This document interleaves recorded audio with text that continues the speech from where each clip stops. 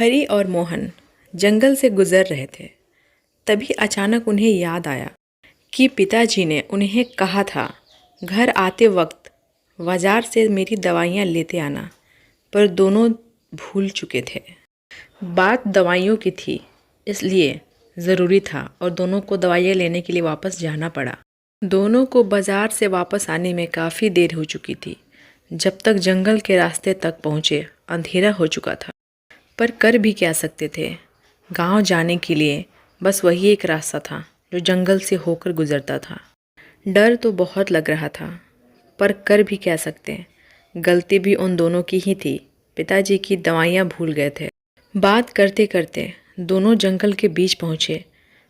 तभी उन्हें याद आया, लोग कहते हैं जंगल में जो एक मोटा सा पीपल का पेड़ है उस पर भूतों का बसेरा है। ये ख्याल आते ही दोनों के प्राण सूख गए। उसके बाद न जाने कैसे कैसे ख्याल मन में आने लगे। तभी अचानक सामने से कुछ भागा। दोनों की चीख निकल गई।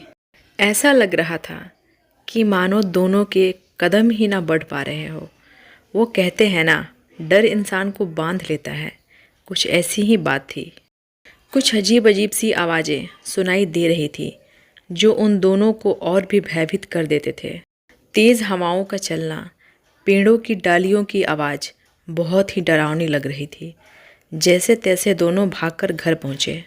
घर पर भी सभी परेशान थे कि दोनों बच्चे अभी तक घर नहीं आए, पर हरी और मोहन को सही सलामत देख घर वालों की जान में जान आई। फिर जंगल में हुई सारी बातों को दोनों ने कह सुनाया।